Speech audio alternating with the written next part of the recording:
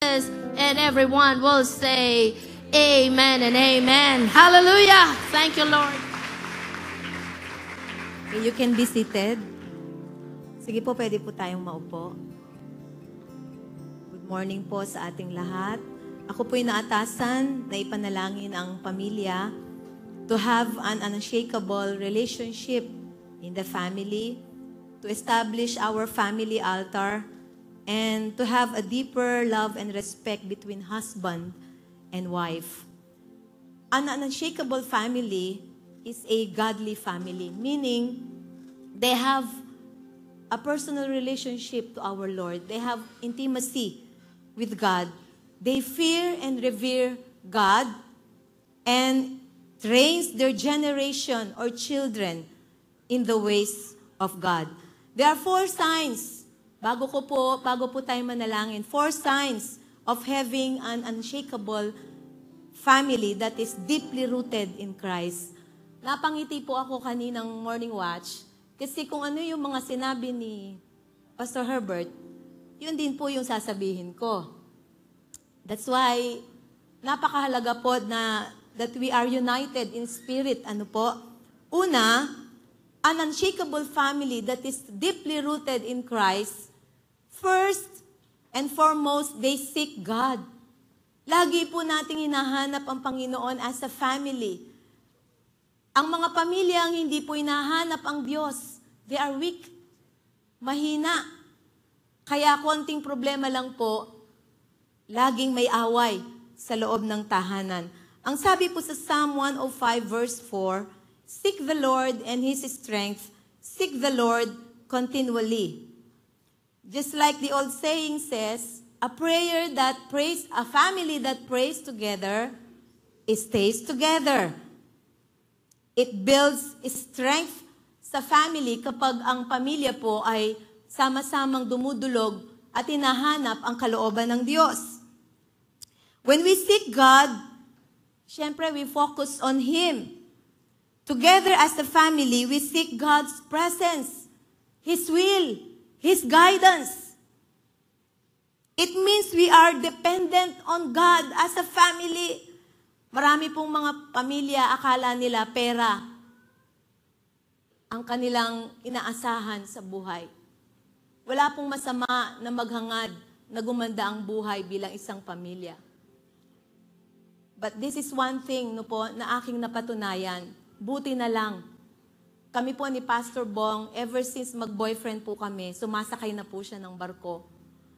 But our life is a living testimony na hindi lahat ng naghihiwalay o nag-a-abroad ang asawa ay nasisira ang tahanan. Because our foundation, it is built on the solid rock. Our Lord Jesus Christ. 30 years na po kaming mag-asawa, pero lalong lumalalim yung pagmamahalan namin sa isa't isa at yung pagmamahal namin sa Panginoon. Kaya kahit magkahiwalay kayo ngayon, maaring may mga nasa abroad, yung kanilang family. But the greatest foundation to become unshakable in our relationship is when we seek the Lord always, constantly in our lives. When we seek God first, we are building a solid foundation in our faith and in our homes in Christ Jesus. The truth is, we are weak. Di po ba mahina talaga tayo? But God is strong enough in our weakness. He sustains us and enables us to fight the strong storms that we may face in our lives as a family. Last December 14, we had this tragedy in our family. I lost my youngest brother. We are 4 in the family. I'm the eldest. I miss him. Pero si Lord kinomfort po ako. At ang sinabi niya sa akin, ayoko na siyang magkasala. I don't know. Marami po tayong mga bagay na hindi maintindihan. But this one thing I said to the enemy, to Satan, kahit nawala ang kapatid ko, lalo kitang paglilingkuran, Panginoon. Lalo kitang mamahalin. Lalo kong nakita yung pagmamahal natin dapat sa mga tao, lalo na sa ating mga mahal sa buhay, dapat ipinapakita. Dapat hindi lang sinasabi, hindi lang nagbibigay ng pera, kundi ipinapakita sa pagmamahal ng Diyos.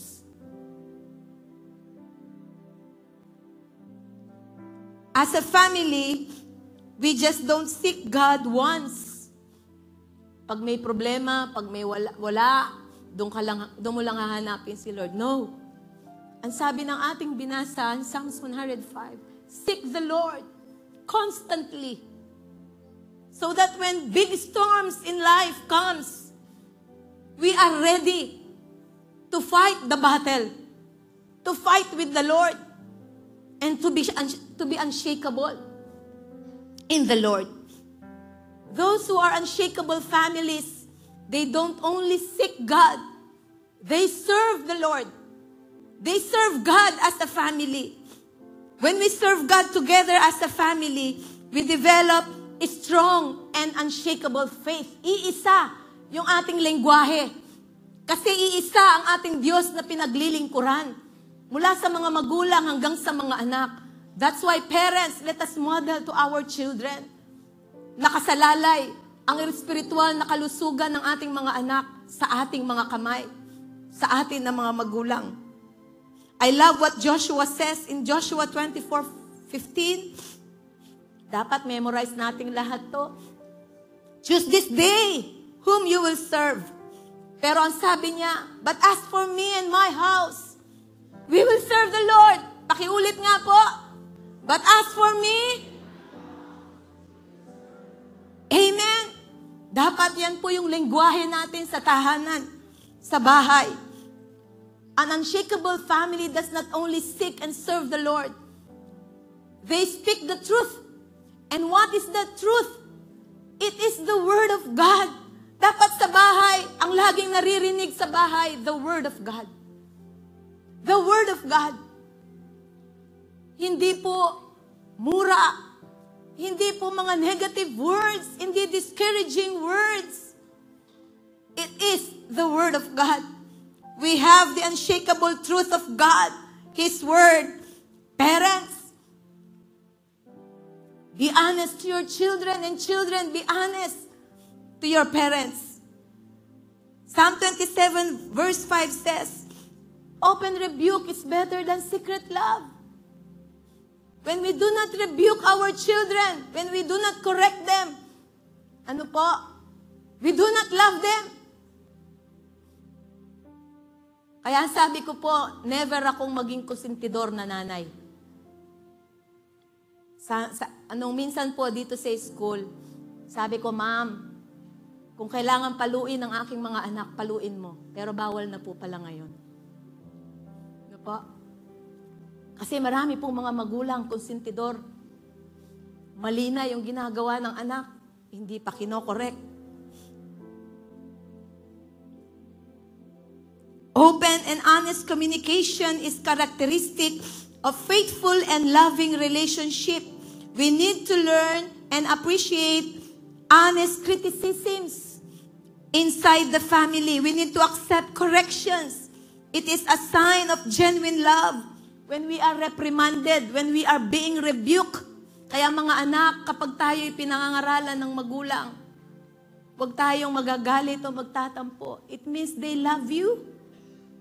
Just like the Father, our Lord Jesus, kapag tayo gumagawa ng masama, nagkakamali, He rebukes us with His Word.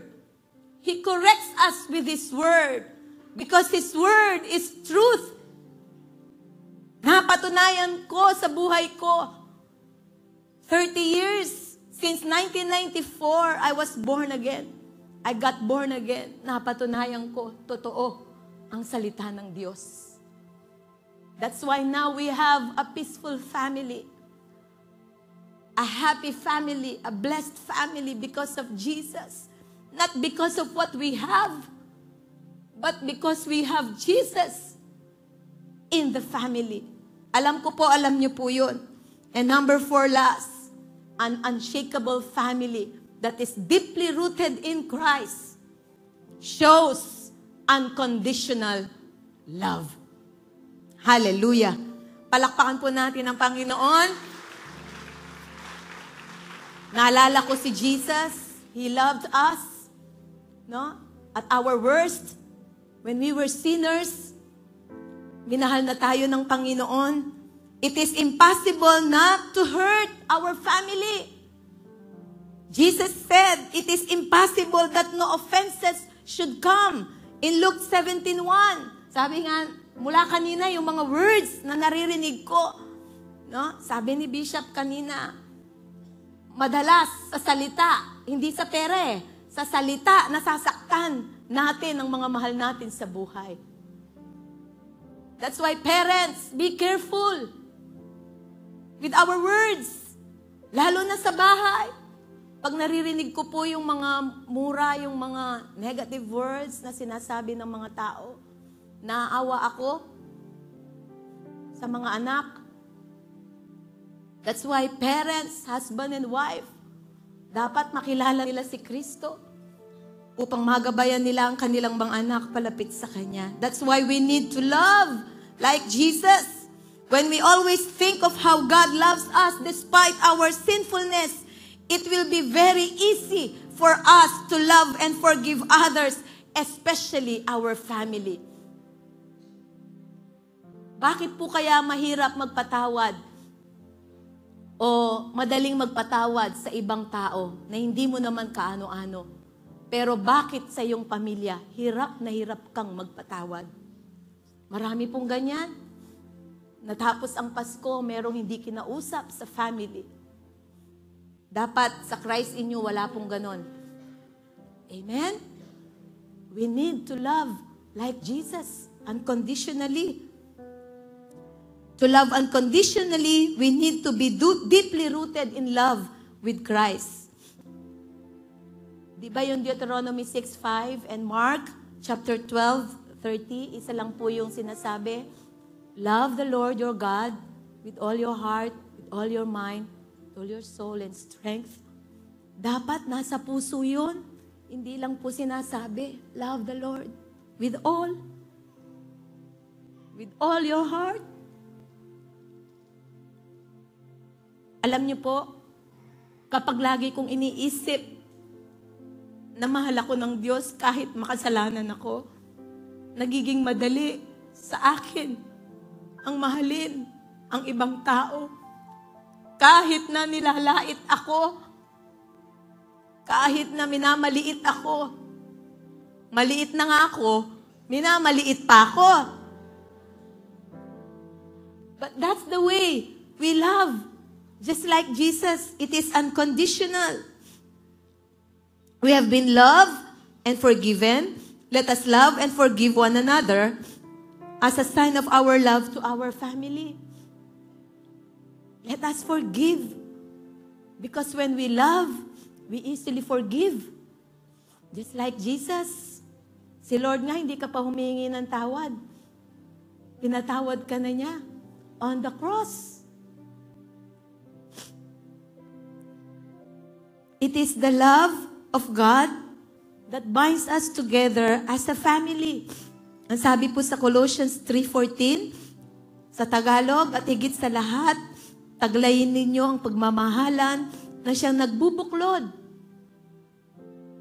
It is the love of God that binds us together in perfect harmony. Kaya ang tahanan ng pamilya na may perfect harmony, they have the perfect love of Jesus in their hearts. Na siyang nagbubuklod sa lahat sa ganap, nagiging unshakable. Yung ating samahan bilang family. Then, if we clothe ourselves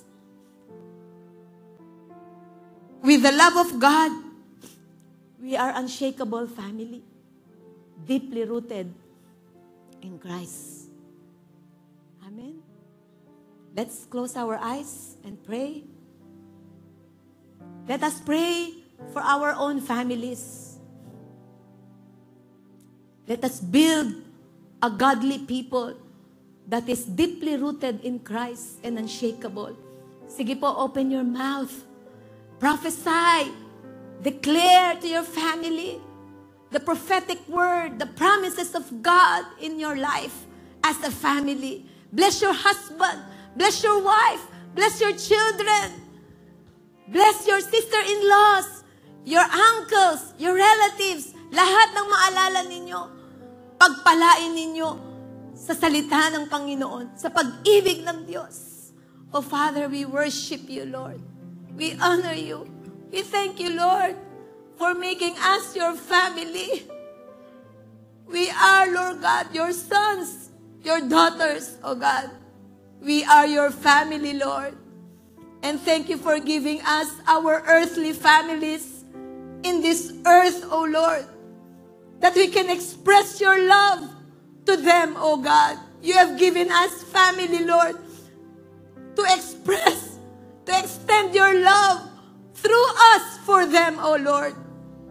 Salamat, Panginoon. Makita si Kristo sa buhay namin, Panginoong Jesus. Yung kanyang pagmamahal. Lord, yung relationship ng bawat pamilya, tumatag, lumakas. Panginoong Jesus, salamat, O Diyos, sa gagawin mo, Panginoon, na this year, O God, and all throughout the years to come, every family, O God, we have will become unshakable.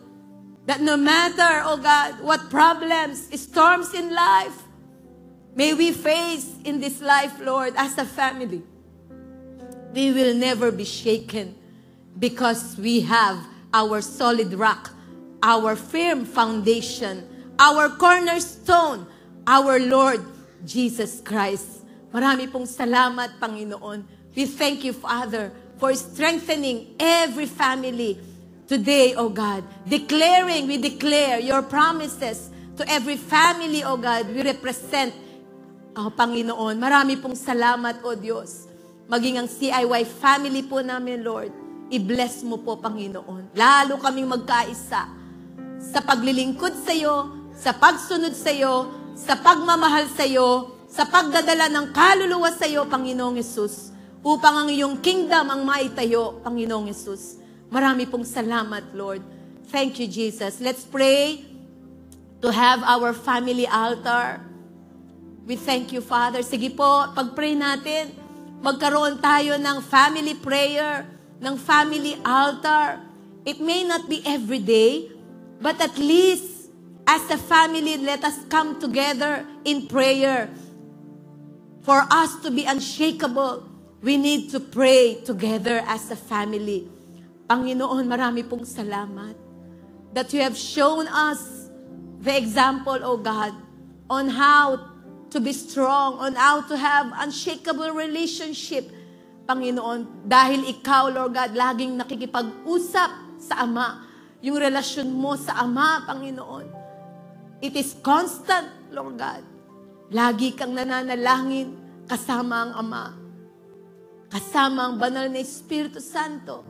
That's why, Lord, even us, O Father, help us, Lord, to be united in prayer. To have an altar, family altar, Lord God.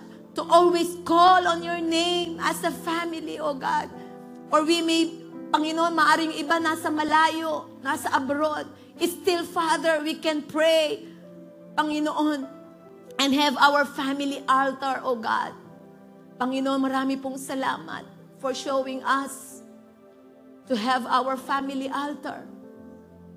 Thank you for teaching us, Lord, the gift of prayer. Thank you, Jesus, for blessing us with prayer, Lord. Marami pong salamat. We thank you, Jesus. Sige po, let us pray for husband and wife to have a deeper love and respect to one another.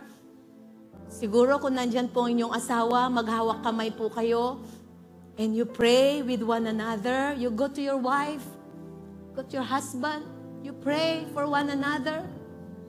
You see, prayer, yung panalangin sa mag-asawa, magkasama ay lalong nagpapatatag sa relasyon ng isang tahanan. At kapag matatag, may love, may respect ang magulang sa isa't isa at nakikita ng mga anak, maging ang mga anak, they will be affected. Sila man ay matututong gumalang at magmahal ng katulad ng magulang. Lord, we pray for a deeper love and respect to husband and wife, O God, to every husband and wife, to every couple, O God. Hayaan po ninyo, Panginoon, mas lumalim pa yung pagmamahal ng asawang lalaki sa kanyang asawang babae. Ganon din, Panginoon, ang asawang babae sa kanyang asawang lalaki. Even if, Lord, magkahiwalay sila, pansamantala, nasa ibang bansa, nasa malayong lugar na nagtatrabaho, unite them, O God, with your prayer, with your word, with your presence, O God. As they pray separately, as they pray together, O God, bind them, Lord God, with your love. Salamat, Panginoong Jesus, sa iyong pagmamahal na ipinakita sa isang mag-asawa. Katulad namin, Panginoon, na ikakasal sa iyo. Minahal mo kami, Panginoon, at mamahalin mo pa kami, Lord. Kaya, Lord, salamat, Panginoon. At maging yung paggalang, Lord God, sa isa't isa, maibigay po ng bawat mag-asawa, Panginoong Jesus, that they've come to know, Lord, and they've learned to respect, oh God, with yung bawat isa, Panginoon, na Lord, hindi po nila sasaktan ang damdamin ng isa't isa, especially, Lord, physically, oh God, emotionally, verbally, Lord, kundi man na pa, Panginoon, lalo po naming igalang ang isa't isa bilang mag-asawa, katulad ng paggalang namin sa iyo, Panginoon, bilang aming Diyos at bilang aming Ama, Panginoong Jesus. Lord, marami pong salamat.